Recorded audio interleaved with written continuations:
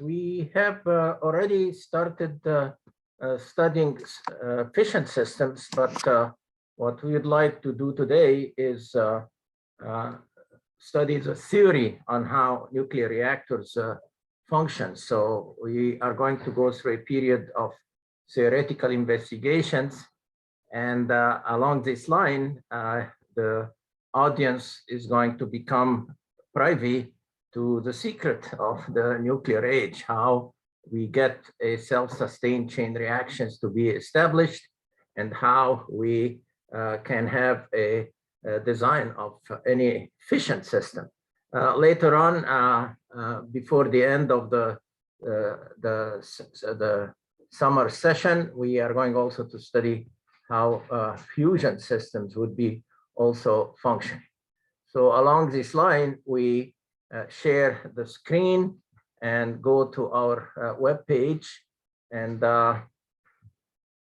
notice that in that case we are going to cover the part 7 in the lecture notes on, and we are going to bypass transport theory for the time being.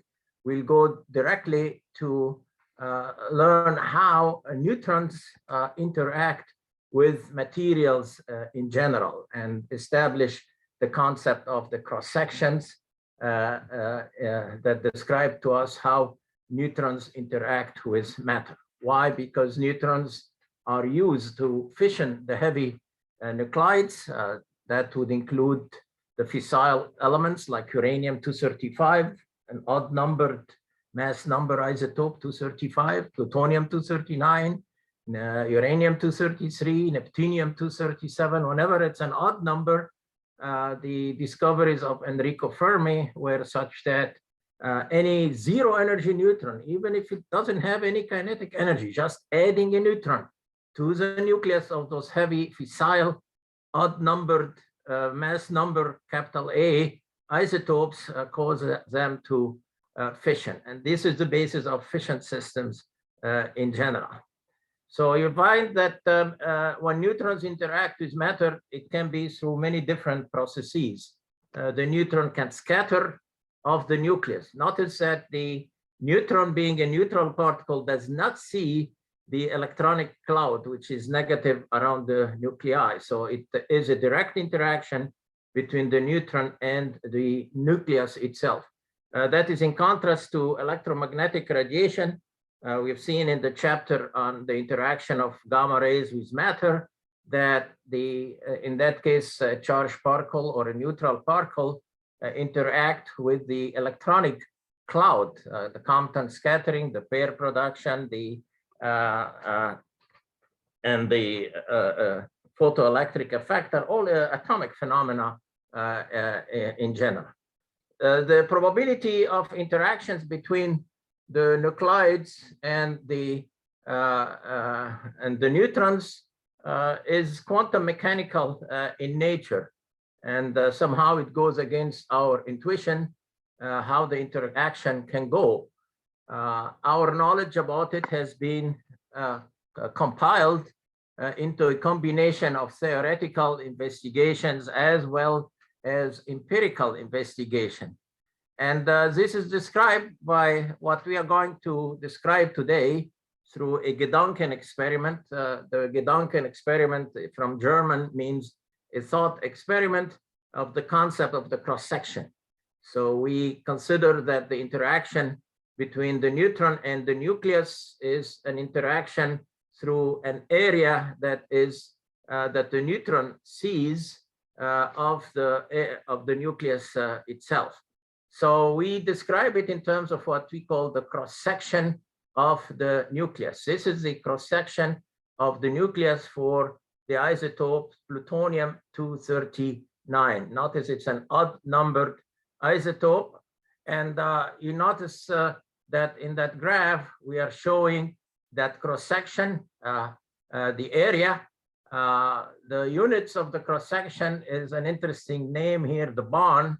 As we'll see, it is an effective area of the nucleus. And if you think about the atom having an effective characteristic distance of 1 angstrom, and 1 angstrom is 10 to the minus 8 centimeters, you'll find that the nucleus is a very, very, very small proportion, 1/10,000th of that size of the atom. It's only 10 to the minus 12 centimeters. So when you take that effective characteristic distance, 10 to the minus 12, and square it, you get an area 10 to the minus 24 centimeters squared. That unit obviously cannot be measured, but we can calculate it. Is given the name Barnes by the people who spent really careers and lifetimes providing us with those data and studying those nuclei. So you could see here that we are showing that cross-section in units of the Barn, 10 to the minus 24 centimeters squared, against the energy of the neutron in electron volt. And you could see that different interaction can happen with the nucleus. As I suggested, the neutron can simply interact like in classical mechanics in an elastic way. It hits the nucleus, loses some of its energy, conservation of energy and conservation of momentum are applied. It can cause fission. So you find that we have another graph here that shows us the fission process.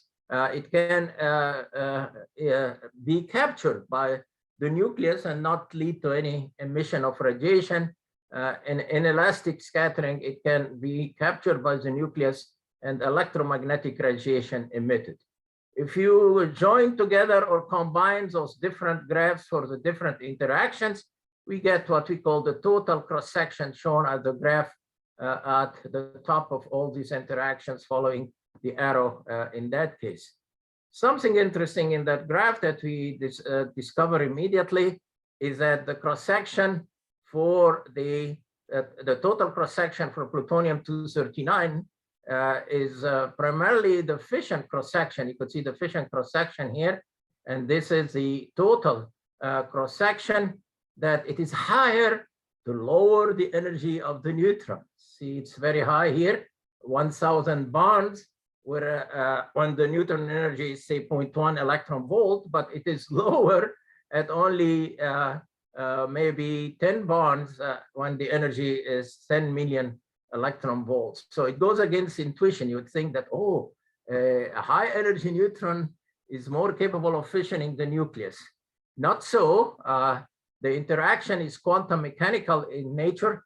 The neutron, even at thermal energies of 0.025 electron volt, the kT energy that we discussed earlier, you found that the interaction is quantum mechanical. The neutron behaves like a wave, and what goes against intuition happens is that the lower the energy of the neutron, the higher the probability of its causing fission or interacting with the nucleus.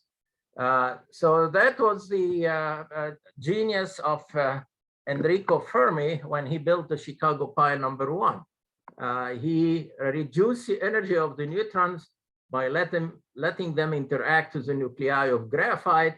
And in that case, he reduced the energy of the neutrons to the thermal energies, and there they may have met what we call their resonance. You could see it's a quantum mechanical again. Resonances occur in circuit analysis when you build, the electrical engineer build tuning circuits with a resistor and inductance and a capacitance, and resonance occurs, so we get reception on our TV or radio waves in general. You could see here we have a resonance, not just one resonance for plutonium-239, but you have a multiple region that has multiple resonances here all over the place, and then it smoothes out at higher energy of the neutron. So you could see it's a quantum mechanical effect more so. You can think about it this way in a model, simple model. You can say that as the neutron is fast, it can jump over the potential well representing the nucleus. But if it is sluggish, if it's slow, it can fall into the well and be absorbed by the nucleus of the isotope of interest, in that case, plutonium-239. Obviously, you could see here that's a log-log scale because the range of the cross sections is quite large here, 10 to minus 3, 1,000 to 10,000. And here the range of the energy also is from 0.1 electron volt all the way to 10 million electron volt, 10 to the 7th electron volt. So we use a log-log scale, and log-log here is not log to the base 10, it's a natural logarithm. It's the log to the base E, 2.718. All right, so here is a very large range, and for the cross sections for the plutonium-239. As I said, it's a combination of theoretical investigations and actual measurements, empirical measurements in general. Because that resonance region is very hard to deal with when we do calculations of design, many people have simply put in lots of effort into grouping those ranges of the cross sections in those resonance regions in what we call the group cross section. So that cross section is averaged into a number of discrete regions in the energy process, tabulated, and then the data is accessed with the computer codes doing the design of nuclear reactor systems. So this shows us for plutonium-239, the group average, again, the capture, fission, inelastic, elastic cross sections, each one of them separate, and then all of them combined together to the total cross section on the top. And this is obviously more useful for computations and access rather than the resonance approach description that we had in the previous graph. Even though in some calculation they actually do use the previous detailed graph, but many computer codes use the group cross sections as shown right here. All right, so this is a situation, as I suggested. The barn is the unit that represents that effective area of the nucleus that the nucleus presents to an incoming neutron. We need to remember that unit, the barn, 10 to the minus 24 centimeters squared. You know that the people who used that name were basically joking because you know that the barn is a very has a very large size to harbor food and animals. If you go to the South farms on campus, you can see those huge round barns that the early farmers thought would be protective against high winds and tornadoes.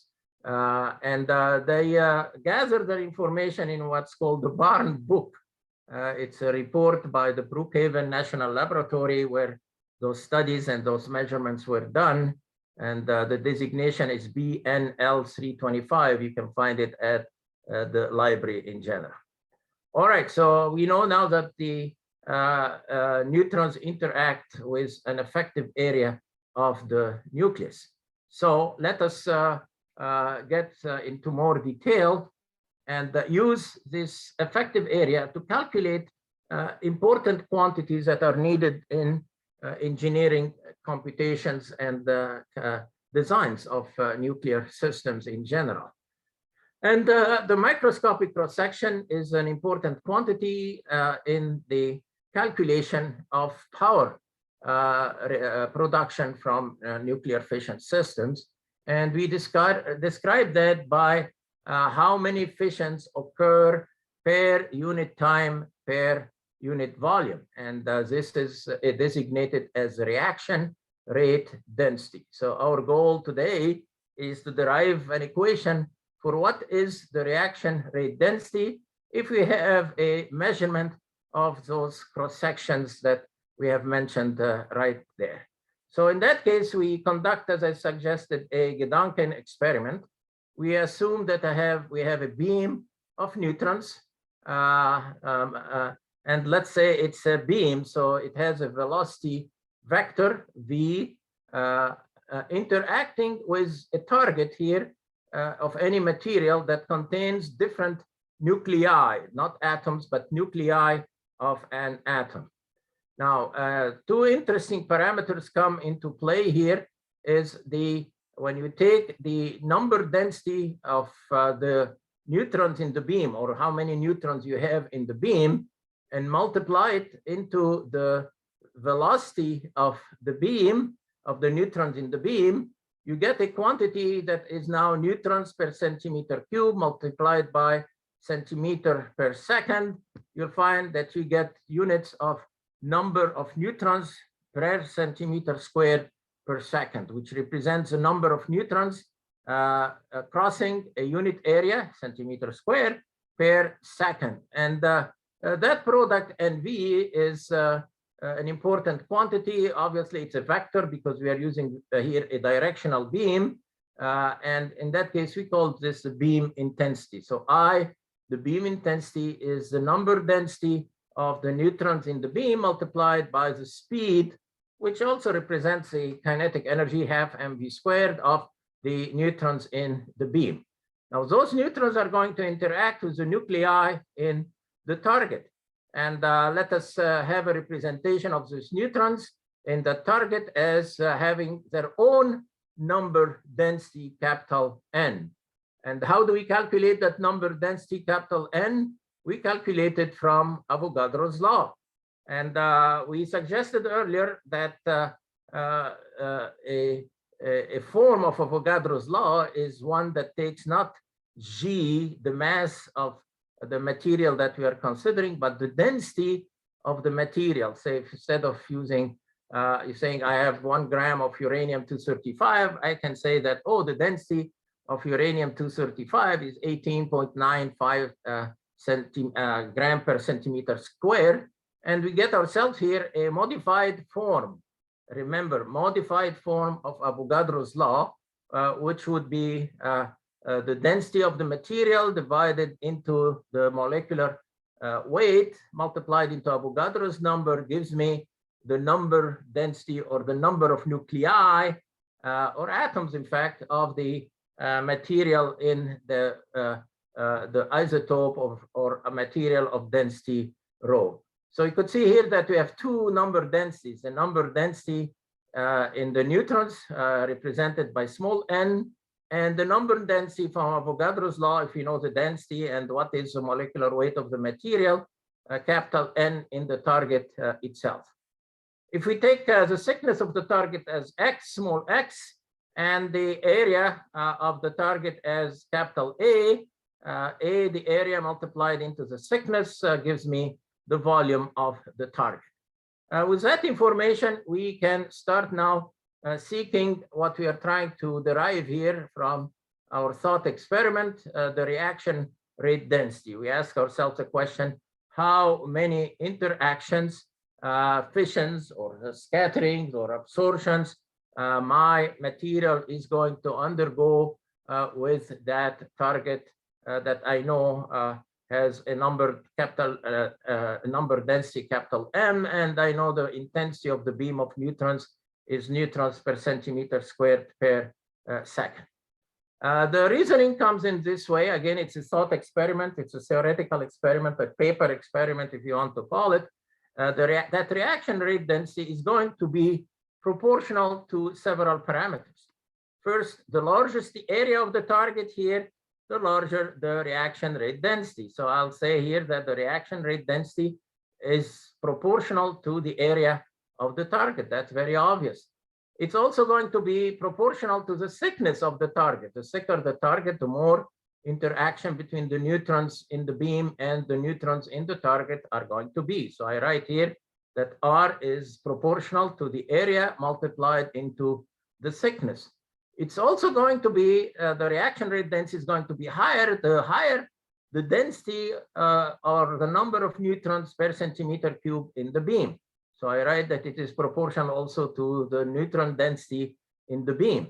The faster the number of neutrons in the beam, V here, also would determine the higher, is proportional to the higher reaction rate density. And then, of course, we cannot forget our capital N, the number density of the neutrons in the target itself.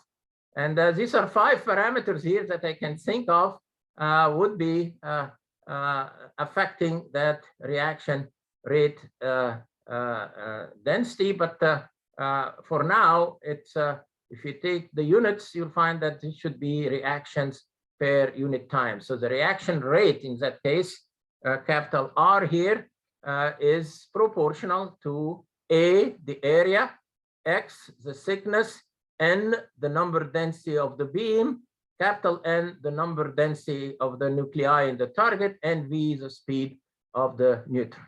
When we derive equations in mathematical physics or engineering or physics or in economics, sometimes we write the proportionality sign, but then we can always get rid of the proportionality sign by putting replacing it by an equal sign, provided we add a proportionality constant.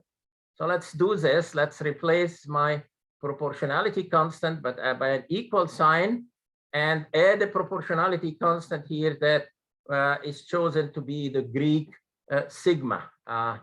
Greek sigma as a proportionality constant. I did mention earlier that the area of the target multiplied into the thickness of the target is the volume of the target. So let us simplify the equation here and replace A multiplied into X by capital V, and we get what we are really after here. If you take R divided into the volume, that is the reactions per unit volume per second, which is the reaction rate, reactions per second, density or centimeter cube. So what kind of reactions are occurring in 1 centimeter cube of the material by interacting with the neutrons per unit time sigma? So we simplified the equation here, and now we have the A and the X or the V canceling out, and the reaction rate density is simply the number density of the nuclei in the target multiplied into the speed of the neutrons or the velocity here, because we are using it as a vector, and the number density of the neutrons in the beam, and we have that proportionality constant right there. Now these units of the reaction rate density is reactions per centimeter cube per second.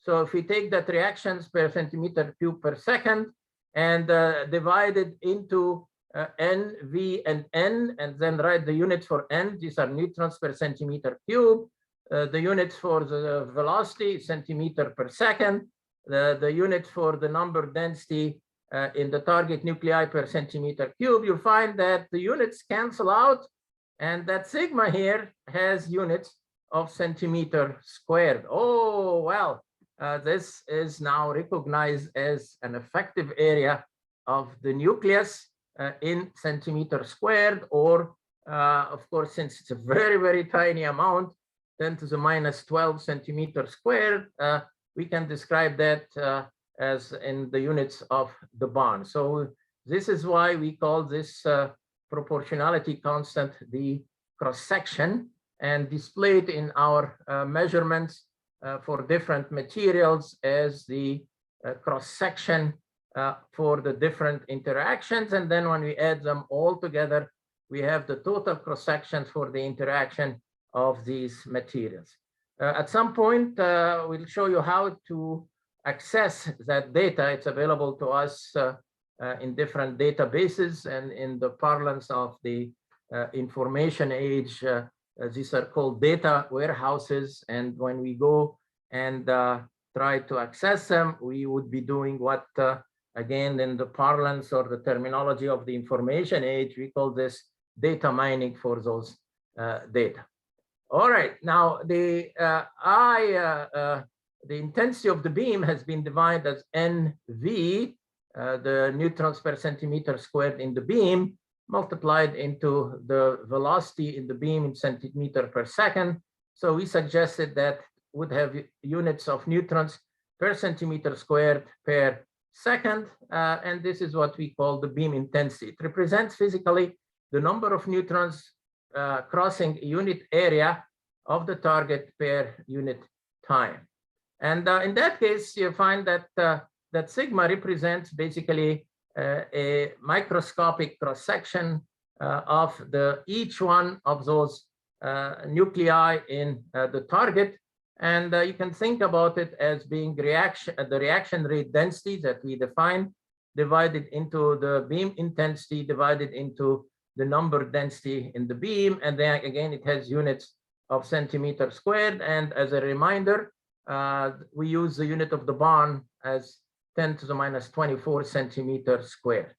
So in that case, we can simplify all the effort that we did in that single Gedanken experiment or thought experiment, in that the reaction rate density is equal to the microscopic cross-section. Oh, where do we get that from? That's from the data warehouses where those cross-sections are tabulated. And oh, we get it if we know what is the material. So if you know it's uranium, you know the density of uranium, they use the modified form of Avogadro's law. You replace the mass G in Avogadro's equation by the density of the material. And if you know the beam intensity, you can calculate in your target that reaction rate density. So we can basically interpret the microscopic cross-section as the reaction rate density per unit beam intensity per nucleus per cubic centimeter in the target. The cross-section here is a derived quantity. It is not necessarily the actual area of the nucleus. It is representative because of the quantum mechanical effects of the rate of interaction between a typical nucleus and the typical beam interacting with it. For instance, if you take the cross-section for radiative capture represents the neutron being absorbed and then radiation in the form of gamma rays being emitted from the nucleus. For gold, the isotope 197 Au is aurum in Latin, that's gold. At the peak of 4.9 electron volt resonance is 3 × 10⁻20 centimeters squared.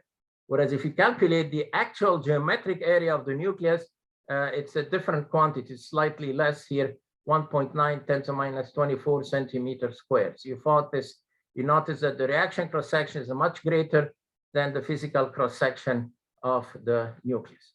All right, now here we have that cross-section being introduced, and we said that this is a measurable quantity or an empirical quantity for the different isotopes. So the question now, where do we get this? And we get this from mining data from our data warehouses. So we go back to our web page and we go into the links here for the nuclear data for the isotopes and elements on our web page.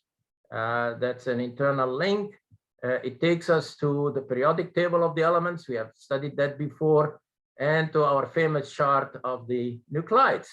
So let's go to the Kerry, South Korea chart of the nuclides. This is one that is very clearly taken care of, and actually the older version is even better taken care of than the newer one.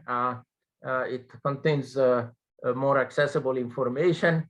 They want us to try the new one, but let's stay with the old one. If you click here anywhere for one of the elements, let's take let's take uranium.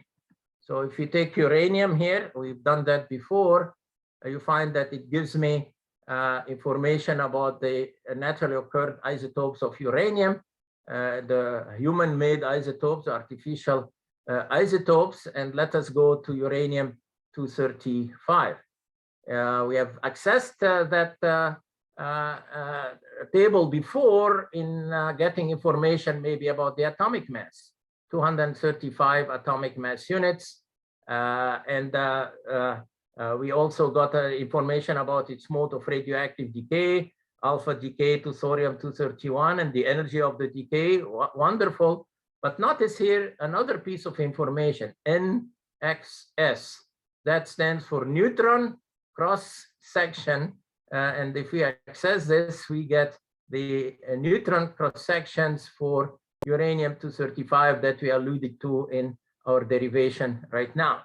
So you find that they give us a total cross-section at 0.025 electron volt, which is the thermal energy. Earlier in the semester, we designated that neutron energy as the thermal energy when the neutron is in thermal equilibrium with the moderator medium, you'll find that this is a number 698b, as we suggested, a barn. It doesn't just give me the total cross-section, it gives me the elastic scattering cross-section. You notice that it's a small fraction of the total cross-section, 15 barns out of 698 barns, and it's primarily at that thermal energy, 350 millibarn, which is 0.3. This is the total inelastic cross-section at 14 million electron volts. The energy of the neutron, notice, is very low, but when you go to the fission cross-section at thermal energy at 0.025 electron volt, it's 584.4 barns. Notice that you find all the other cross-sections that join together into the total cross-section. They should add up, as we'll see in a moment, to the total cross-section. So this is the summary of the information, the cross-section summary. And you can also get the graphs of those cross-sections. Those graphs are tabulated in many different data warehouses, depending on the groups of scientists who developed them, who tabulated them at different parts of the world. For instance, for the carry, this is shown here in what's called the Evaluated Nuclear Data File /B version 6.2. And the temperature here in Kelvin, see Kelvin, we don't put this degree sign. This is a Kelvin at 300 Kelvin. This means if you subtract 273, it's about room temperature. And the material is designated as material 9228 for that uranium-235. You find different tabulations other than this one at the Oak Ridge National Laboratory and the Los Alamos National Laboratory, but the standard one is the one at the Brookhaven National Laboratory that's in Upton, New York in the United States. That's the Evaluated Nuclear Data File. You'll find also versions of it, maybe in Japan here. You'll find a version of it in the UK. You'll find a version of it in Germany. Let's go to the carry version. You find here that you're familiar with that description of shopping for almost accessing the data is like shopping for going to an internet shopping site. You have here your shopping cart, and if you own the total cross-section, you click here one and you get the total cross-section. If you want the different cross-sections, the elastic cross-section, the N-to-N, meaning that a neutron is absorbed and 2 neutrons are emitted, all these different cross-sections are listed here. I'll just show one of them to see whether it works here, the total cross-section. Let's also take a shop for the elastic cross-section. And here you could see now that the 2 cross-sections are in our shopping cart. It shows us the cross-sections that are available for a computer code, MCNP. That stands for Monte Carlo, a numerical method used for the design of nuclear reactors and or shielding, as well as the criticality. So you say, okay, I want this MCNP or the Monte Carlo neutrons and particles for electrons maybe, and then you say, oh, plot me that cross-section right there, and you'll find that in red it plotting for us the total cross-section, and in green it has plotted the thermal cross-section for uranium-235. So we can get the data here that would be input to computer codes as a function of energy. Actually, it's also tabulated, not just in the form of a graph. And notice again that these total cross-section goes against intuition. It's a lower value at high energy neutrons and a higher value at low energy neutrons. So this is the quantum mechanical kind of aspect of neutron cross-sections. Another quantum mechanical aspect is the region of resonances here. When the neutron is at that particular energy, it gets absorbed to a higher degree than at other energies in between. And this is another part of the genius of Enrico Fermi. He was clearly very smart. He knew that if he would use fast neutrons, the cross-section for the reactions is very low. This is a cross-section in bonds here. That's 10 bonds. But if he's able to get his neutrons to a very low energy here, at the 0.025 electron volt, then he can reach 1,000 bonds for the interaction, cross-section, or fission of uranium-235. So he did not mix his uranium with his uranium, and that's what the Germans initially under. If you read the chapter on the German program during the Second World War, Werner von Heisenberg was the leader of their group. They simply used the slurry of uranium and heavy water as a moderator. But Enrico Fermi lumped the uranium. He had little balls of uranium in the graphite matrix. So if you do this, the neutron is born in the ball of uranium and then loses its energy without encountering another uranium atom. It loses its energy in the graphite, reaches the thermal energy where now it can re-enter a piece of uranium and cause fission. So this is basically escaping being absorbed in the resonance region, and that will become clear later on when we study criticality. And in that case, this is described as a parameter that we name as the resonance escape probability. In essence, then, the cross-sections are available to us for our computations, and I'm not going to give you cross-sections for the problems at hand in the spirit of the information age. When I give you problems to work on, you'll have to go to the table of the nuclides and access the data for the cross-sections yourself. All right, so here are, let me see if, it took me too far back, so I have to find my way back again. And again, as I suggested, our cross-sections are tabulated for our use in different computations. So neutron cross-sections back again. We are sharing the screen here.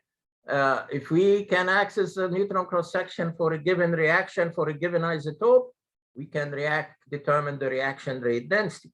Now, suppose that you access a cross-section for fission. In that case, that reaction rate density would be the fission rate density. How many fissions occur per centimeter cube per second? Well, what if you multiply that rate density by the energy released per fission event, say 180 million electron volt, then you get now million electron volts per second per centimeter cube. So, now that is million electron volt per second is power. And in that case, this is the power density, or the power that is released from the fission process per centimeter cube per second. And that is what we are after as engineers and scientists. We want to use the fission process to produce power. All right, so in that case, you find that those cross-sections are tabulated. I make the point here that the cross-section is an effective cross-section, not an actual cross-section in general. All right, so we said that many different reactions can occur, as we have seen in the table of the nuclides. The different reactions are sometimes separated into different cross-sections. One where the neutron interacts with the nucleus and scatters in an elastic way, like in the laws of mechanics, like what happens maybe on a pool table when the different balls interact with each other. It could be an elastic scattering cross-section, sigma S sub E. It could be an inelastic scattering cross-section. In that case, the neutron is absorbed and the nucleus remains in an excited state. radiative capture cross-section, the neutron is absorbed in the nucleus and the gamma photon is emitted.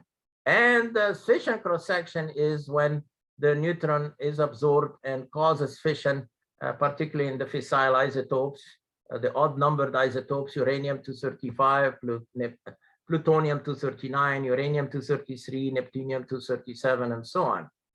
Other reactions also do occur and can be observed and can be measured. For instance, a reaction that produces tritium, an isotope of hydrogen that is used in fusion reactions. If you combine deuterium and tritium, you can get a fusion reaction, or a hydrogen atom is emitted. So a neutron is absorbed in the nucleus, and a proton or a hydrogen nucleus, proton is a hydrogen nucleus, is emitted, or an N-alpha reaction can happen. And other reactions also are listed. When you add them all together, this is what we call the total cross-section. A neutron here is absorbed and an alpha particle is emitted. So if you sum all those cross-sections here, you get what we call the total cross-section. Sigma S sub E, sigma Si, sigma sub gamma, sigma sub F, sigma P, sigma sub P, sigma sub T, sigma sub alpha, or any other cross-section. Now, some of those cross-sections are leading to an absorption of the neutron. So we group together the radiative capture, the fission, the proton production, sigma total and sigma absorption, sigma tritium and sigma alpha. Together, we call this the absorption cross-section. In that case, if you add that absorption cross-section to the elastic scattering and the inelastic scattering cross-section, you get that total cross-section. We also, in the literature, and some people get confused about it, so please be careful here. If you take the capture cross-section, which are the sigma sub gamma plus sigma sub P plus sigma sub T plus sigma sub F, excluding the fission cross-section, we call this the capture cross-section. So the capture, the absorption cross-section in that case is the capture cross-section plus the fission cross-section. And you may need this to be very careful when you access the chart of the nuclides. As I suggested, those evaluated nuclear data file, ENDF, has been generated primarily initially by a very smart group of engineers and scientists at the Brookhaven National Laboratory in what is called the Evaluated Nuclear Data File B. Right now we have version 7, I think, maybe a later version is shown. For different isotopes, if we study those cross-section in more detail, you'll find that they have different behaviors. So I try here to show you the difference in behavior between different isotopes, particularly the light isotopes like oxygen, for instance, or lithium behave in a different way from the heavy isotopes like neptunium or plutonium. For instance, the light isotopes cannot fission by action of neutrons. For instance, if you take the case of the oxygen-16 isotope, like in light water reactors, remember we use for the pressurized water reactor and boiling water reactor, we use water as a coolant. So you'll have the isotope oxygen-16 there.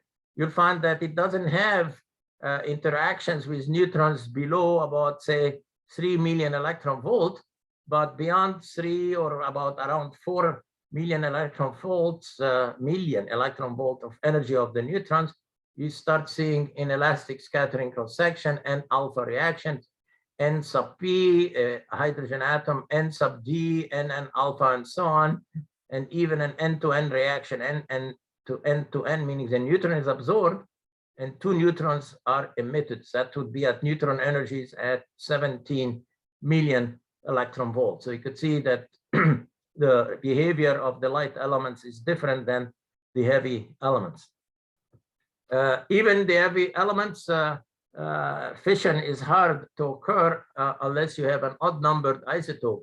So if you take lead-208, for instance, that's an even-numbered isotope at 2.5 million electron volt, you start seeing an inelastic kind of a reaction. But lead is very interesting here because at an energy of the neutrons about 7.5 million electron volt, and you can get neutrons with that energy from the DT reaction, D plus T, deuteron plus triton. Yeah, you get an end-to-end reaction, meaning a neutron is absorbed in lead and 2 neutrons are emitters. So lead becomes what we would call in that case a neutron multiplier, and even it's N3N here at around 15 million electron volt.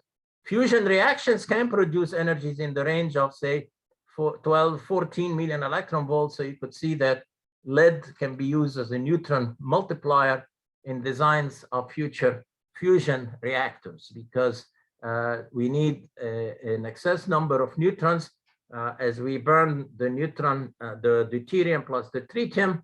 We need excess neutrons to breed tritium from the isotope lithium-6. I'll show you that in a moment, how we can breed from lighter isotopes, other isotopes that can have useful applications in power engineering in general.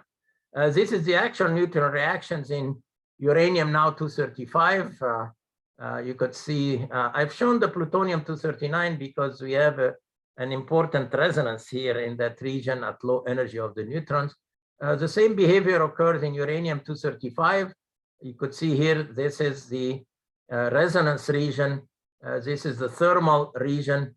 1,000 bonds for the total or efficient cross-section primarily of uranium-235 when you moderate the neutrons to low energies and make them susceptible to being absorbed by the nucleus. Lower cross-sections at higher energies by a factor of 1,000. And you have that unresolved energy region. The resonances are all messed up together. So the scientists turned this into evaluated neutron cross-sections by defining group cross-section. Notice the difference between uranium-238 here, neutron cross-section, and uranium-235. At low energies of the neutrons here, interactions with uranium-238, you'll find that the fission or total cross-section is only maybe 10 bonds or 1 bond. But for uranium-235, wow, you'll find that it can be in the range of 1,000 times, 3 orders of magnitude higher. Hence, we cannot have a chain, later on we'll see, we cannot have a critical mass unless you have a high value of the uranium-235 to be able to fission with the thermal or low energy neutrons. You cannot have a critical mass unless it's extremely large of uranium-238. That's a very important aspect of nuclear power generation. The isotope that really fissions and creates the energy is uranium-235 isotope, not the uranium-238 isotope. I suggested that we are going to also think about fusion, and fusion includes the combination of light isotopes and change in the mass between the products and the reactants, and in that case, energy is released. So one of the important reactions is the reaction between deuterons and the isotope of hydrogen, tritium. 2 isotopes of hydrogen, in fact, deuterium and tritium. Now, tritium occurs very sparingly in nature. We cannot extract it from nature, so we have to produce it. So how do we produce it? Well, we get an interaction generated in nuclear reactors between a neutron and the isotopes of lithium. Lithium is 2 isotopes, lithium-6 and lithium-7. And you notice here that is the neutron cross-section with the for the production of the NT reaction, meaning a neutron is absorbed in lithium-6 and producing a triton. You could see here that the value of the cross-section is very, very high. 1,000 bond, again, at thermal energy. So if we want to produce tritium, we want to produce it from lithium-6 with thermal neutrons. The other isotope of lithium also can produce neutrons, but it needs a higher energy neutron. You could see here it has a threshold. You need high energy neutrons to produce tritium from lithium-7. And for future fusion reactions, since the DT reaction is envisioned for first generation reactors, you can think about the competition for resources between, in the use of lithium, between the existing electrical vehicles batteries using lithium-ion batteries and the future first generation fusion reactor. I say first generation because the first reactors in fusion would probably be using deuterium and tritium, the DT reaction, and tritium has to be produced from lithium, whereas second generation reactors can be using the DD reaction. So that in that case, deuterium is available, amply provided by our water in our oceans in general. In uranium-238, as I suggested, the interaction of neutrons is very feeble, but they can fission still uranium-238 when they are at high energy. So if you have neutrons coming out from the fusion process, say from the DT reaction, you notice that the neutron is born at 14 million electron volt, and at that energy you could see that it can multiply the number of neutrons in the system. So you get an end-to-end reaction in uranium-238. And that end-to-end reaction is an interesting one because it's also the basis of producing plutonium-239. All right, now, as I suggested, the reaction rate density is the product of the number density of the isotope. It's a cross-section, the microscopic cross-section, in that case, a small sigma in the Greek alphabet, multiplied into the beam intensity. Now, materials that we use in general in engineering are not just pure materials. They are a combination of materials like, water is H2O. You can use alloys in the manufacturing of, say, the cladding. So zircaloy is a mixture of zirconium and chromium and nickel. So you find for different materials, the calculation of the capital N here, or the number density, using the modified form of Avogadro's law, where we use the density instead of the mass, becomes important. And it is not really documented in the literature. So I went through the trouble here, if you go through a design project, to how to calculate it for different cases. Let's take one or two special cases here before we proceed further. So if you have a pure substance and you have a single species, calculation is very easy. For instance, for light liquid metal fast breeder reactors, the coolant is sodium. And if you take the sodium density from the Handbook of Chemistry and Physics, or Wikipedia, in fact, also now lists us these parameters, you'll find that sodium has a density of 0.97 gram per centimeter cube.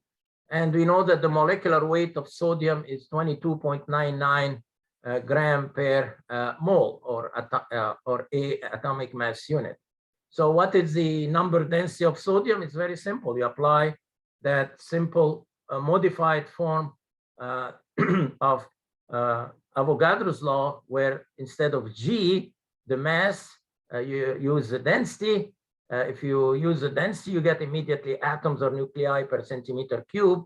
Whereas if you use the conventional form of Avogadro's law, use the mass here, you get the number of atoms or molecule. We are really interested in atoms or molecules per unit volume, so we use that modified form of Avogadro's law. Please try to remember that in the assignment. So the number density becomes the density of sodium, 0.97 gram per cc per centimeter cube, divided into the molecular weight of sodium, 22.99 atomic mass units, and Avogadro's number is 0.6 10 to the 24th. So the number density would be 0.02 10 to the 24th atoms per centimeter cube. Unfortunately, in actual design calculations, we do not have just a single species like sodium. We have mixtures of different materials. So I show you here a generalized equation where you calculate the effective density of the mixture of elements.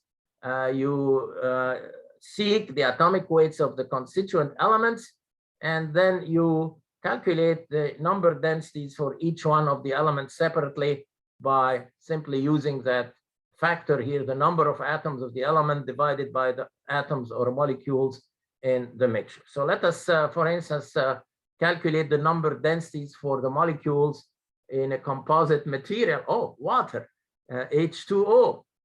The density in the mixture by definition at room temperature is 1 gram per centimeter cube. The molecular weight of the density is 2 atoms of hydrogen, 2 multiplied by the 1,00797 for the hydrogen atom, and 1 multiplied by 16 for the oxygen atom. Here, actually, it is 15.994 for the atomic weight of the oxygen. So in that case, molecular weight of the mixture is 18.0153 atomic mass units. So from the modified form of Avogadro's law, the density of water is 1 multiplied into Avogadro's number divided into the molecular weight, which gives us the number density of the molecules of water.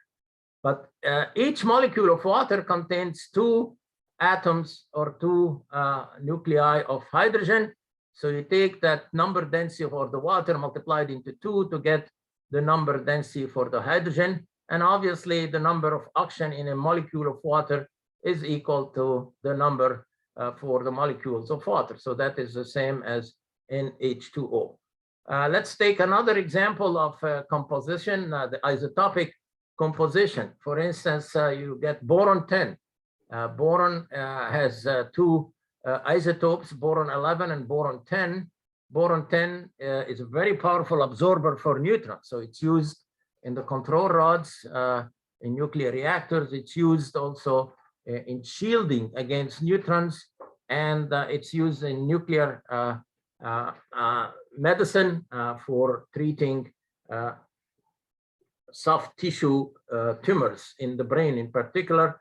So in that case, you inject some boron into the tumor and then irradiate it with neutrons. The neutrons get absorbed by the boron. They literally split it and fission it. And in that case, the tumor is killed by the particles generated from the reaction.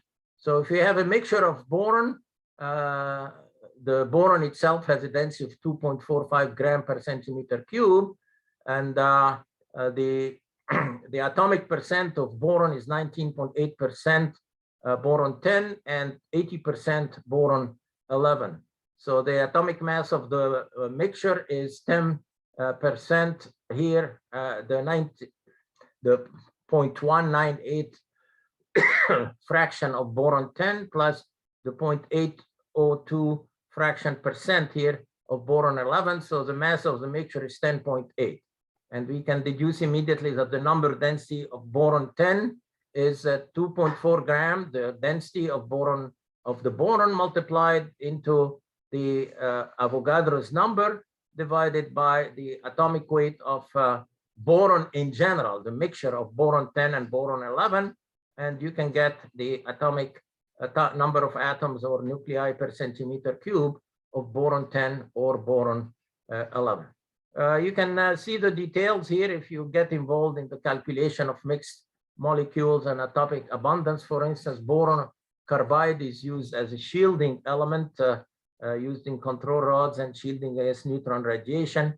You can think about the compositions by weight. Alloys, for instance, zinc alloy is described in terms of weight. When you talk about enrichment of uranium, it's also a weight percentage. Again, you use that factor here of the element, the proportion of the element in the mixture. This is the question of enrichment that is given in weight percent. Maybe you have a mixture of uranium-235 and uranium-238. Alloy compositions are very straightforward. Zirc alloy is used as a cladding for fuel. In nuclear reactors, you find that's 98% zirconium. Why zirconium?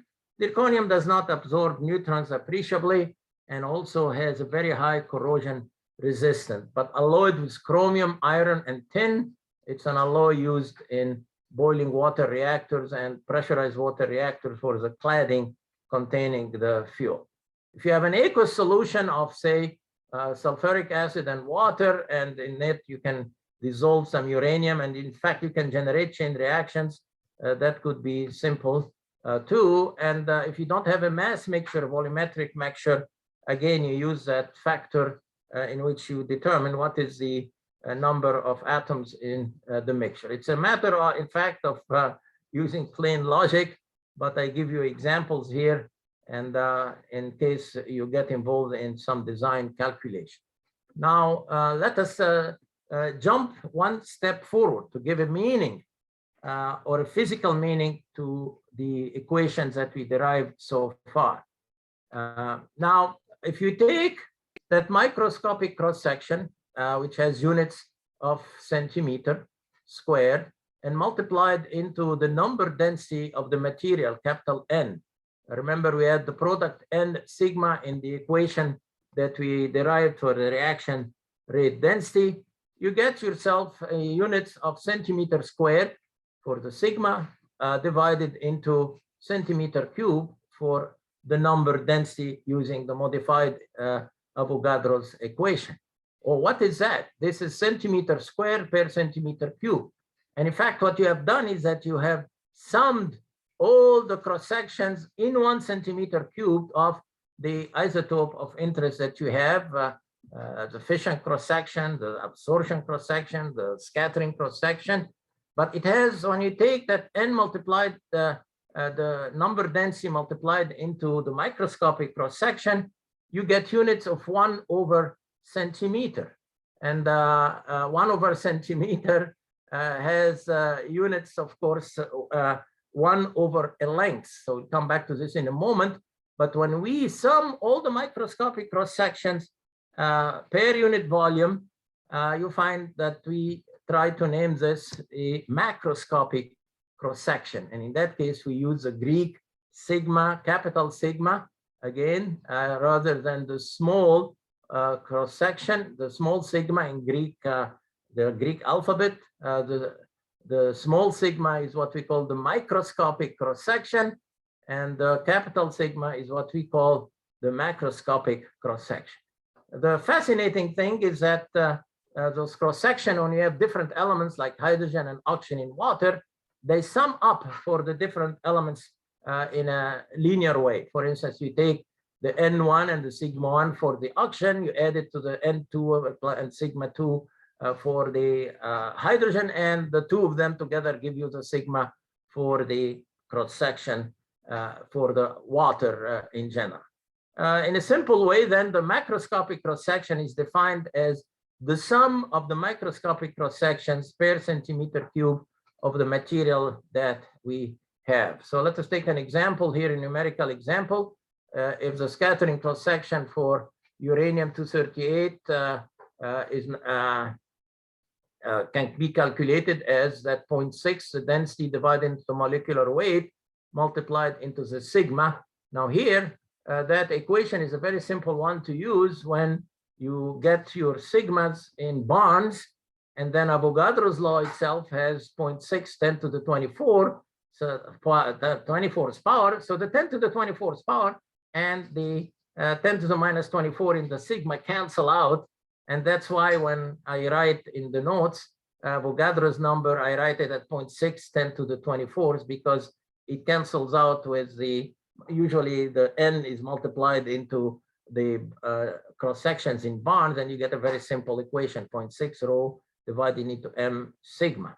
So if you get uranium, for instance, the scattering cross section would be the density of the uranium, 18.9 or 19 grams per centimeter cube multiplied into the scattering cross section. Now, in that case, in bonds, and you don't need to bother about the 10 to the 24th and the 10 to the minus 24 power. You find that the macroscopic cross section is 0.4, 1 over centimeter, or centimeter minus 1. So this is the sum of all the microscopic cross sections per unit volume, centimeter squared per centimeter cube. Well, in that case, it's very simple then. In the equation for the reaction rate density that we wrote earlier, we had written that the reaction rate density was the beam intensity as a vector multiplied into n into sigma. Oh, we can replace that n multiplied into sigma by that capital sigma. And notice again that it is 1/centimeter. So in that case, if you take the inverse of the sigma, 1/sigma, you have units of centimeter. And it has a physical meaning. Centimeter becomes the mean free pass, or the distance traveled by the neutron between two interactions. So if you have the inverse of the macroscopic cross-section for fission, this is the mean free pass for fission, or the distance traveled by a neutron between two fission events. If you have the macroscopic cross-sections in the denominator for scattering, this would be the mean free pass, or the average distance traveled by a neutron between two scatterings in general. Okay, that equation then is a very simple equation for us to try to remember. The reaction rate density is equal to the beam intensity multiplied into the macroscopic cross-section for the reaction of interest that I'm dealing with. Well, the derivation in the Gedanken experiment assumed that we have a beam of neutrons. So in that case, we use the velocity of the neutron, and velocity is a vectorial quantity. And indeed, we can do this in from a particle accelerator, or the beam of neutrons from a research reactor. It can be moving in one direction. But in a nuclear reactor, the neutrons are moving in all directions in a random way. So they're not really vectorial in any fashion. So in that case, we replace that beam intensity as a vector by what we call the neutron flux. The neutron flux is still the number density of the neutrons in the reactor itself, in the volume of the reactor, multiplied into the magnitude of the speed of the neutron, which would be of the velocity of the neutron, which would be the speed of the neutron. So the neutron flux is designated as NV without the vector quantity. It's still neutrons crossing a centimeter squared per second. So you can think about it as being a small sphere with a surface area of 1 centimeter squared, and the neutrons are crossing that sphere surrounding them per unit area. So that modifies our reaction rate density here into a simpler form, that the reaction rate density is what we call the neutron flux, NV. Remember, the definition of NV is number density of the neutrons multiplied into the speed of the neutrons. The units is 1/centimeter cubed multiplied by centimeter per second. So the flux has units of neutrons crossing a unit area per unit time. We give it here a physical meaning in that case. So the reaction rate density can be now written instead of for the beams from a particle accelerator, or from a a beam out of a research reactor. For a nuclear reactor, the neutrons are moving in all directions. They don't have vectorial quantities. So the reaction rate density takes a simpler form, which is now the neutron flux, and V multiplied into the macroscopic cross-section, which is in that case N, capital N, in the material itself, multiplied into sigma, the microscopic cross-section. If you want not just the reaction per unit volume per unit time, you want the total reaction rate, reactions per second. It's very simple. We take our reaction rate density and multiply it by the volume of the reactor. And this is the equation that basically we need to remember in terms of calculating reaction rate densities. If I know the energy of the neutrons and I know the number of neutrons crossing a unit area per unit time, I can measure the neutron flux in a nuclear reactor. I can determine what is the fission rate if I substitute here the macroscopic fission cross-section in a given volume. I can calculate the number of reactions per second. If it's fission reactions, each one generates 180 million electron volt. So it's million electron volt per second. And that reaction rate now becomes power. And that is the value, the quantity that we are interested in when we deal with nuclear reactor design. So this is a simple reaction to remember, but of course, the nuclear reactor has different regions. It has regions of moderator, the coolant, the fuel, the shield, and so on. So the control rods. So in case we want to generalize that equation, we have to integrate over all the volume of the reactor, the different regions. So it's an integral over the volume and also over all the energies of the neutrons, since the neutrons have different energies. So it's an integral also over the energy of the neutrons. And the neutron flux, as we'll see later, is dependent on the position of the in the nuclear reactor. So the neutron flux is NV. V represents half mv squared, the kinetic energy of the neutrons. So in fact, the neutron flux is a function of energy of the neutrons and the function of position in the reactor. The same for the capital sigma. It is also a function of the energy of the neutrons and the position in the reactor, the different regions, the control rods, the coolant, the fuel, and so on. And it's a double integral over energy and volume, dE dV reactions per second. Well, we cannot do this exactly analytically, so we divide the nuclear reactor into different regions, delta V's. We divide the energy into different regions, delta EI. Each one of them has its own average sigma and its own net average flux. And the double integral in that case becomes a double summation. Now, usually this is done now in design calculations, but the main equation is this one here. Remember this one. The reaction rate is the neutron flux multiplied into the macroscopic cross-section multiplied into the volume. If the cross-sections here are constant at each volume delta V, then that equation can be simplified into a summation over the average flux multiplied into the average cross-section multiplied into the volume of the reactor.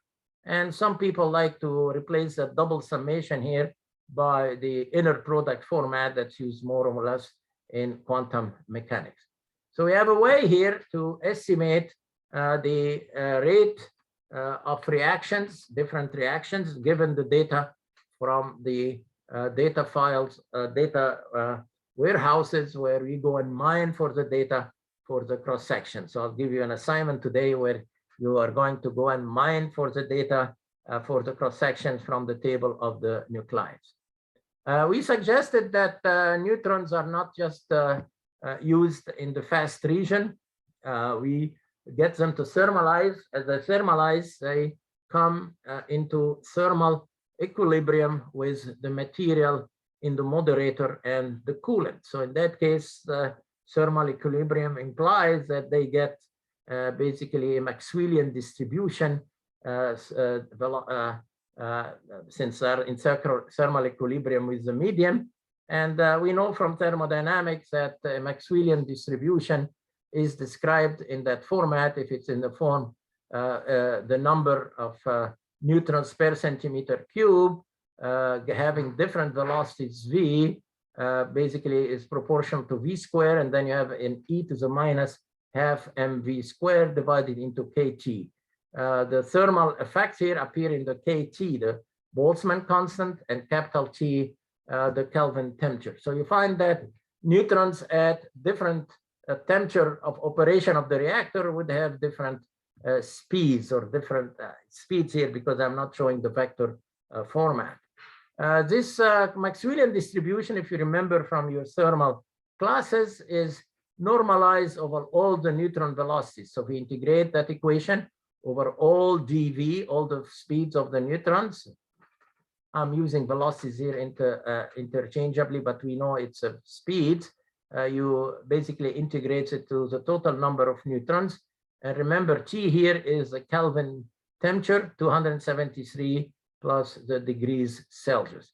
There is another form of that equation, the Maxwellian, that would be in terms of the energy of the neutrons. We are dealing here with the one in terms of the speed of the neutrons.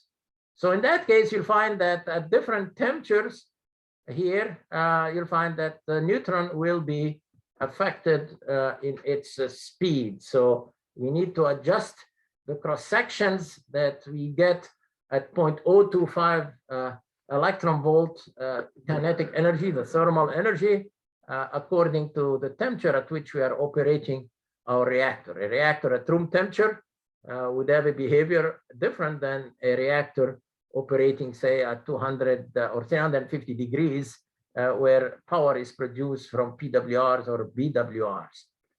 So in that case, you find that the speed takes different format in the Maxwellian distribution. In the Maxwellian distribution, we can have a most probable speed at the peak of the distribution itself, as you know from thermodynamics. You can have also an average speed, and you have a root mean square speed. If you integrate the distribution, you can use a constant here that 4 pi divided by twice k Tm to the 3½ power. You found that the Maxwellian can be written in a very simple way. N of V is equal to n sub 0. C is that constant here, V squared e to the minus half mv squared over kt. In that case, as I suggested, we can calculate the most probable velocity. How do we calculate the most probable velocity?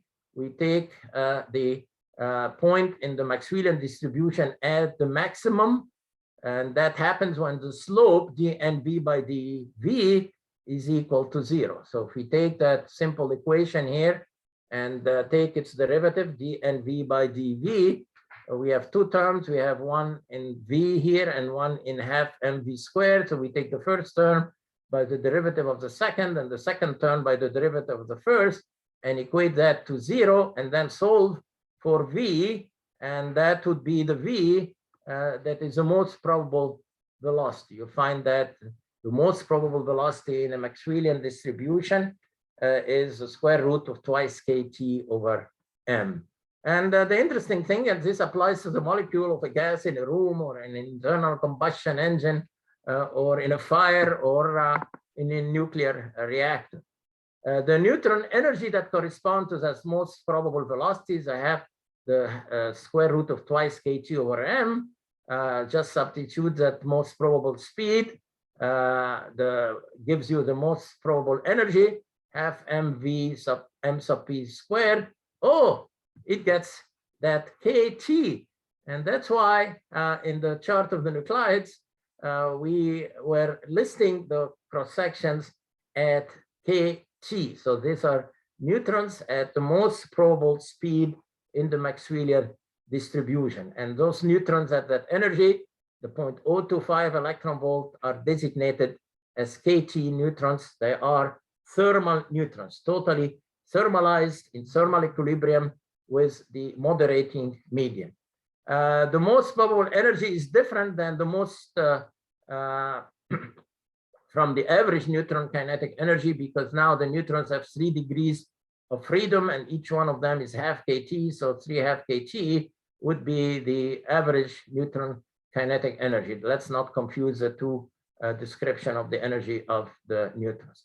Let's take that kt neutrons, which is the most probable energy, and let's take the value of k, the Boltzmann constant, 1.38 10 to the minus 16 ergs per Kelvin. We are using the CGS system of units, and T would be 273. Let's turn the erg into electron volt. The conversion factor is 1.6 10 to the minus 12. Oh, and as I said, that energy, most probable energy, is at 0.025 electron volt. And just a few moments ago, that's what we used as the energy of our neutrons. Okay, wonderful. The most probable velocity for neutrons at room temperature of 20 degrees Celsius is some value of interest. So the most probable speed, as we suggested, was the square root of twice let's go to the equation back again here. So remember it. We said that the most probable velocity is the square root of twice kT over m. We substitute the mass of the neutron in the denominator, 1.6 10 to the minus 24 grams, twice here k, the Boltzmann constant, T is 273, room temperature 20 degrees Celsius, and you get the most probable speed at room temperature. Oh, we mentioned that in the 31st chapter as 2200 meters per second. So you could see here that the neutrons are moving real fast at 2200 meters per second. And that's why their behavior is more or less quantum mechanical, that the cross-section increases when their energy is low rather than decrease, as classical mechanics would tell us. Some point of interest here is that if neutrons, if you go and look at the chart of the nuclides, have a half-life. And the half-life of the neutrons, if you are asked to look at it, go look for it for the fun of it, is 10 minutes. And that means what? It means that the neutrons is radioactive with a half-life of 10 minutes when it's a free neutron. When it's a neutron there in a nuclear reactor or a neutron beam from a particle accelerator or from a beam in a nuclear reactor, you'll find that those neutrons are unstable. However, neutrons in materials in general, like water or in our body, our surrounding, which are bound neutrons, are stable. They're not exploding and turning or decaying into a proton and an electron like the free neutrons. And free neutrons are unstable. They turn into hydrogen and electrons, but bound neutrons are stable in our body. Otherwise, the whole universe would be exploding into protons and electrons. And in dealing with neutrons and neutron physics, we also deal with the average, or sometimes we call it the mean value, or sometimes we call it the mathematical expectations, depending on the field of mathematics or physics or engineering that you're working in. Like if you're doing pure mathematics, oh, we call it the mathematical expectation or the mean value, or actually the first moment also is another terminology, depending whether you're doing statistics or probability theory or math in general. So how do we define the average neutron speed? We take the Maxwellian distribution here, and we estimate the value of the first moment of the speed. First moment means that this v here has a power of 1.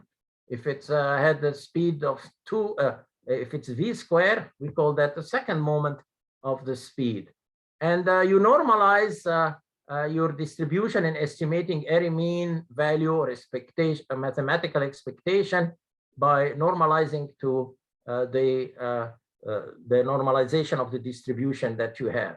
We know that the distribution for neutrons in a thermal reactor is the Maxwellian, so that N of V is a Maxwellian distribution.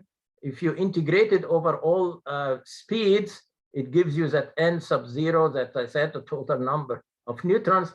And you're faced with an integral now where you're integrating V squared in the Maxwellian, multiplied into V, the first moment of the speed. I'm not going to go through the details here, but in the end, it's an elaborate kind of computation where you use integration by parts. You can follow it, but in the end, you find that the average speed is the square root of 8 kT over pi m, which is not the same as the square root of twice kT over m for the most probable velocity. So the average velocity or speed of the neutrons is different than the most probable speed that occurs at the maximum of the distribution. When we deal with the cross-section, as I suggested, that it depends on the temperature of the medium in that case because of the T, capital T dependence of the Maxwellian. So we need another correction when we use neutrons at different operational temperature in nuclear reactors, for instance. And in that case, we use a temperature correction. The neutrons behave as 1/V, and the energy is half mv squared. So if you consider the absorption cross-section at any temperature T relative to the absorption cross-section at room temperature 293, the Kelvin temperature, room temperature, you find that you have to apply a correction for the absorption cross-section when you do calculations as 293, the room temperature divided into the temperature at which you are operating the reactor, and use the cross-section that is listed at 293, the thermal neutron cross-section. You also have another correction to do if you're really considering the temperature of a nuclear reactor that has to do with the Maxwellian distribution itself. So in that case, you take the average value of the neutron speed, the square root of 8 kg/πm divided into the most probable velocity. That's 2 divided into the square root of pi.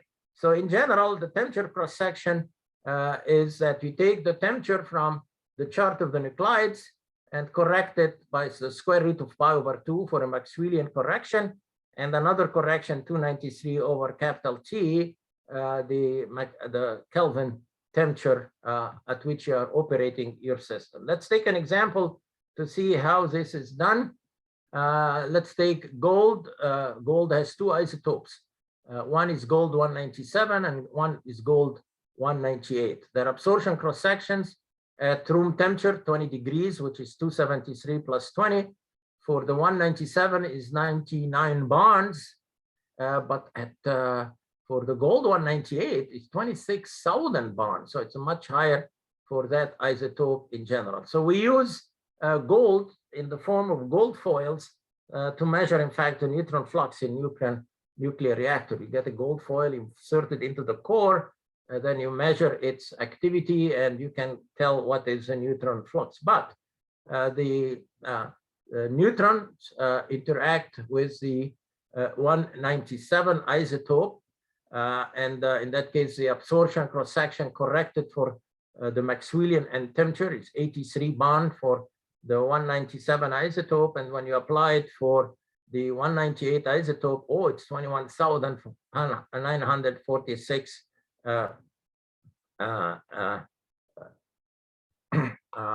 for the other, for the 198 gold 198. AU, remember, is aurum in Latin, so that is gold. Just as an extra trivia process piece of knowledge, AG would be the argentum for silver. So aurum is gold, AG is silver. So you could see here that we need corrections when we deal with thermalized neutrons, and if we are operating at different temperatures rather than the one at which the cross sections are listed. So I warn you that the cross sections from the table of the nuclides as listed for room temperature. I'll give you one or two simple exercises to understand first how to access those cross sections for different materials and how to calculate the reaction rate density. I'll stop share here temporarily, and in that case, I'll ask if you have any questions in the chat room, and we have time for another chapter, so I'll go and pick up another chapter and cover it.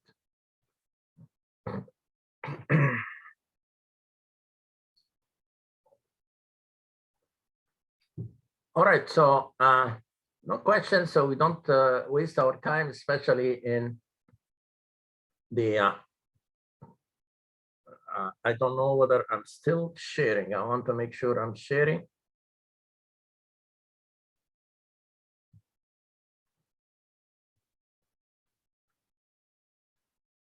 Let's take a short chapter from the notes here. In that case, let's go to an interesting qualitative chapter And that is the one on the Oklo phenomenon. So help me find it. Yeah, we go back to part 1. And a very interesting subject here that is of great interest is the natural reactors that occurred in nature. Humans thought that in 1972, before 1972, that, oh, well, we have discovered something that never happened in nature, and we built the first Chicago pile #1. But that was negated in 1972 when natural fission reactors were discovered, in fact, that have earlier happened in Africa, in a site that was at the time mined by the French in the Gabon Republic in Africa. And the site was named the Oklo site. The French, as you know, produce 70% of their electricity from nuclear energy. So they have been stockpiling, I should say. It is really stockpiling uranium from all over the world. Wherever they could reach it, they stockpiled it as a resource for the production of nuclear energy, because they are very short on the fossil fuel supplies. In fact, those sites at the Oklo mine are not being used anymore. They simply mined all the existing uranium there. Now, in 1972, that uranium went to sites in France, to a national laboratory, and one of their scientists, Francis Perrin, noticed that the enrichment in uranium-235 in some of the samples coming from that mine in the Gabon Republic, at 2 mines, one called Oklo and the other one called Okelo Bondo, and another one, Bangombe, 35 kilometers away, have a lower concentration of uranium-235 than found usually in nature. He calculated it to be 0.717, whereas in fact it could be 0.72. So it's a difference of 3,000, but nevertheless, he thought that that was something of concern. Why did the uranium-235 go? So this is a sample of the ore that they were mining from the Oklo site, or the Oklo mine, at the Vienna Natural History Museum. If you visit Vienna, make sure you try to see it. This is a picture of that Oklo mine in the Gabon Republic. You could see here that they're mining the site on the slope, and there is a hue of yellow here, which suggests it's U3O8, uranium oxide. And they are also mining at a very steep slope, and water is at the bottom of the mine here that is on to at the mining site of Oklo. So this was an actual mine where uranium was mined. Now, how did that happen geologically? The Earth has undergone a shift in the tectonic plates, as we know in archaeology and geology. About 100 million years before present, you could see here that Africa and South America were conjoined. And look at just the shape of the continents together. And the Oklo site would have been in that area here where the Gabon Republic conjoins with parts of South America. So the Atlantic Ocean has been simply a very shallow kind of water, marshes primarily. And we know today that South America has moved away, and in fact, it still continues to move away from Africa. So that was a situation 100 million years ago. It was an area that was primarily salt marshes in general. It was flat. Another show here of what's called the Pangaean supercontinent, Africa combined with South America, with North America, and then the European continent there. That area in the north of Africa was a large ocean called the Tethys Ocean. Its remnants are still existing today as a UNESCO natural phenomena sites in general. So in that case, they put that became a concern, the lower level of uranium in that ore from the site. We know that today the different isotopes of uranium we have are uranium-238, 99% of uranium, uranium-235 with an abundance of 0.72%, and uranium-234, 0.0054. In fact, we said that it's a decay of uranium-238 that is left with a long enough half-life to be detected. But primarily, uranium is uranium-238 with a 0.72 atomic abundance. When the French started looking at their concentrations, this is what they get. So that's now teneur uranium. This is in not percent, but this is the teneur or the concentration percent of uranium-235. You notice that it was 0.72. The scale is decreasing to 0.629. They found that the concentration has decreased in that case. All right, so what do? They say, oh, maybe we are at a part of the mine that has a low concentration of uranium. So they go and get a part of the mine where they have higher concentration of uranium. And lo and behold, when they go to a higher concentration of uranium, the isotopic composition of uranium-235 decreases even further. And that became a puzzle that had to be resolved. Came in a Russian scientist, I think it's Vlasov, his name, and he suggested that maybe an antimatter meteorite had hit the site and has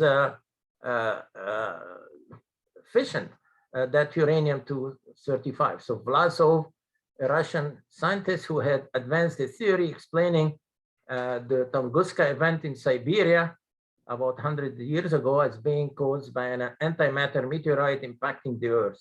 That was not proven to be correct, but he came up with the hypothesis that uranium-235 at the mine site may have been partially fissioned by fast neutrons released by an impact of antimatter meteorite.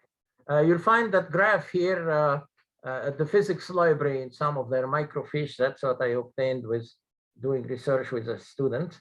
And just shown in a more detailed graph.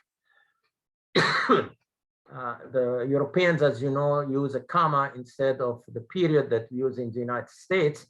So the concentration initially was 0.72 uranium-235 in uranium. And then even when they started increasing mining parts of the ore that has a high concentration of uranium, oh, that concentration of uranium-235 in the uranium kept going down. And the higher they went with the concentration of uranium, the lower the concentration of uranium-235, all the way from the 0.72% to the 0.62%. And they needed an explanation for this. The geologists studied the process over ages. The area where the mine was a flat area, as we suggested. It was marshes in a water environment. And over time, the tectonic plates moved and generated a slope. So what was an area of marshes of water and was initially really flat, and then it has become at an angle and dried, and the geologists looked further at it, and this is the composition. It was really a kaolin. Kaolin is an ore used for extracting uranium, and when you look at the microscopic part of the site, there you find that it suggests that there was a boiling process going on. And that's why an interesting aspect of your trip in life is to visit the Yellowstone Park. So you find that they still have those mud holes where mud is boiling. So at the time of the formation of the ore of the Oklo phenomenon, it was a marsh area, apparently, where the generation of heat from the fission reaction caused boiling or a mud type of situation, the same as we can see at the Yellowstone Park in today's as a volcanic area. So this is the kaolin. Kaolin, as I said, is an ore that is used to extract aluminum. So it suggests the thermal effects. So those reactors, in fact, that contain that uranium, even though they dried over time because the water receded. So they operated for 100,000 years on and off. When the park dried, the reaction stopped. When the water submerged it, where the uranium was concentrated by algae. It seems that algae can concentrate that uranium, and then when the water comes in, the reaction goes on. When the water recedes, it stops. And in fact, if you go to the initial pictures here that we had of the site, you could see how the geology has changed, and water existed there at some point that generated the chain reaction. It tells us that water is necessary for the chain reaction to occur, and that you need a high concentration of uranium to generate the fission reaction. So as I suggested, the investigation went on starting 1972. The Vlasov idea was discounted, and they discovered several zones where nuclear reactors occurred in nature when the conditions became available. And in fact, nature beat us into discovering the fission process. It was not just the Chicago pile #1 that discovered the fission. And how did they do this? It was a very interesting scientific kind of studies. If you look at the natural abundance of the ores of uranium, and you look at the neodymium isotopes, that's a rare earth element, and the ratio of some of the isotopes of europium, cerium, and samarium, all of these are rare earth elements. This is the natural abundance that we have in the earth. Now, if you fission uranium-235, you notice that you do not produce the isotope 142. Most of the isotopes produced at neodymium-143. When you look at the OCLOS, one of the OCLOS sample 1 in atomic percent, this is A/O atomic percent, the abundance of uranium-235 is decreased to 0.44, but you find here that you see some neodymium-142.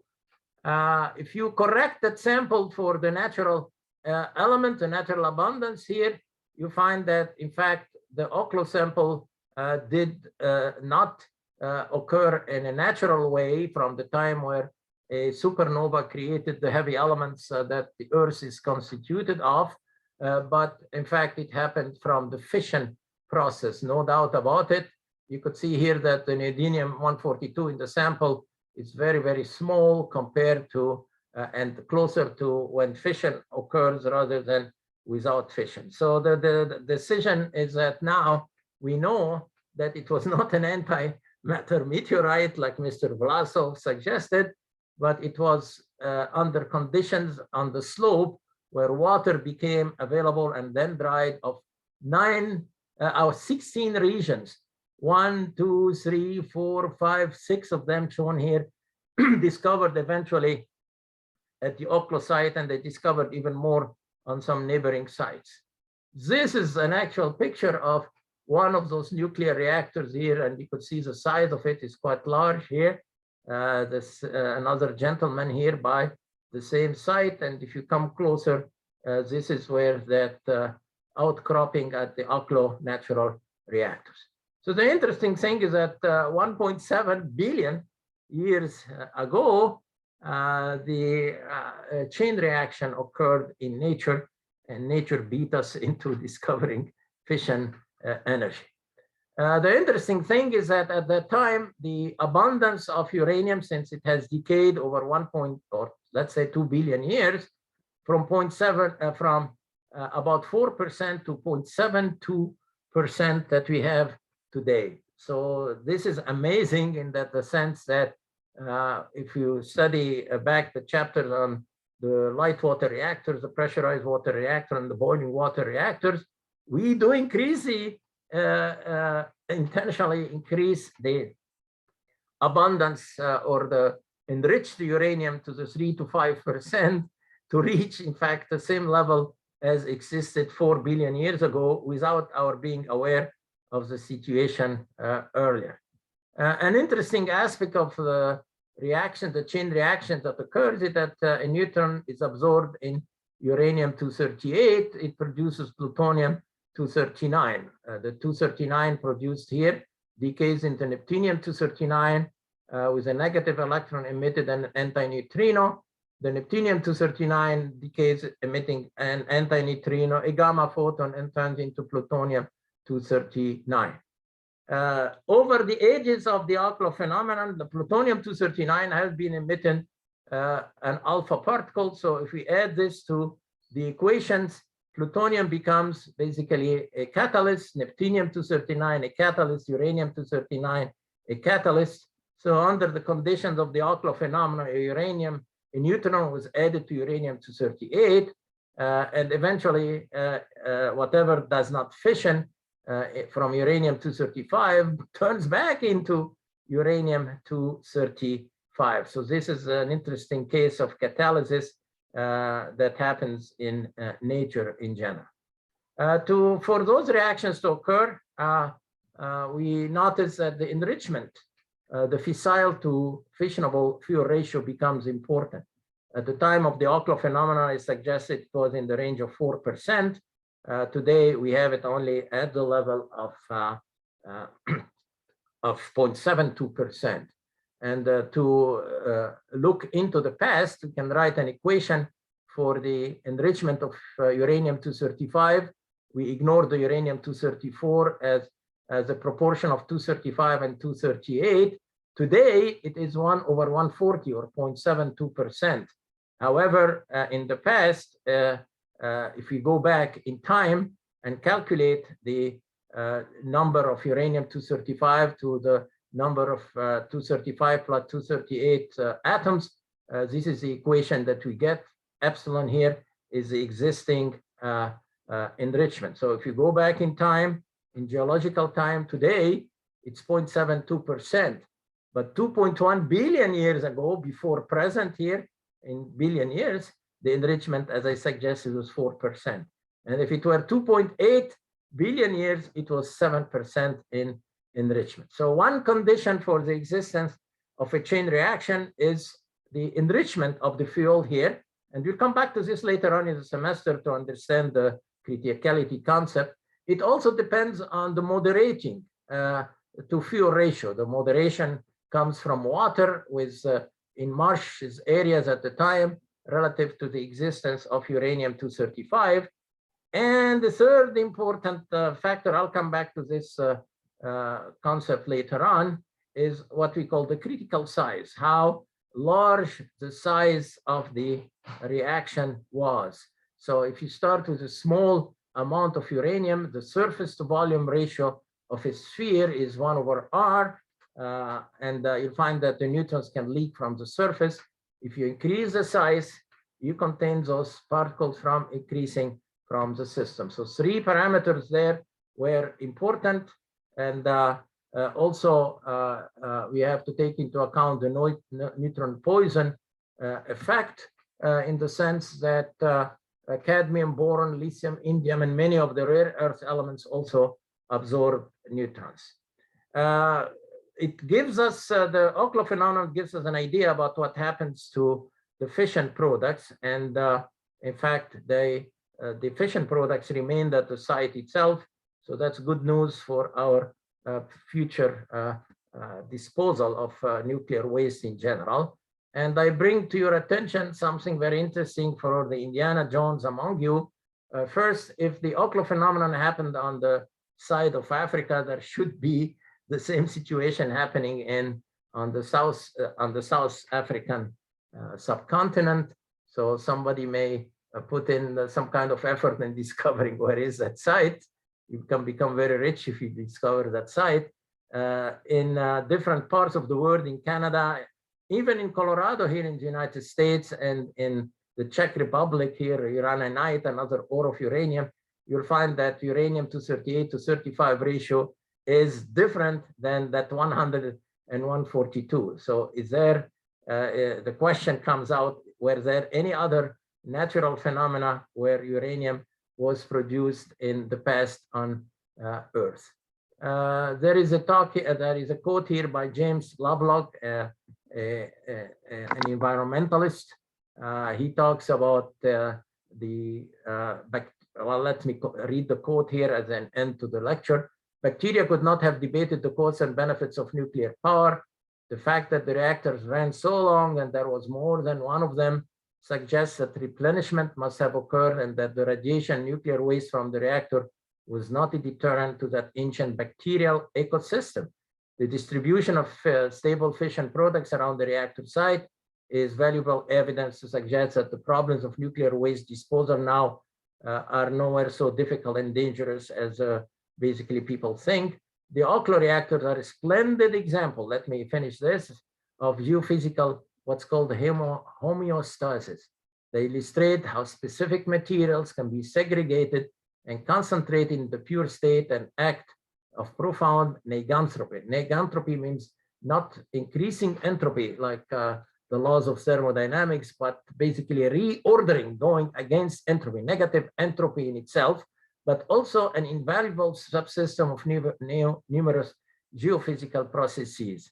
The separation of silica by the diatoms and of calcium carbonate by the coccolithophoridones and other living organisms, both in nearly pure form, are such processes and have had a profound effect on the evolution of our wonderful planet, the Earth. And I'll stop that lecture here right now and invite you to read the rest of the material. I'll stay in the chat room answering questions for anybody who has questions, and have a nice afternoon, everybody.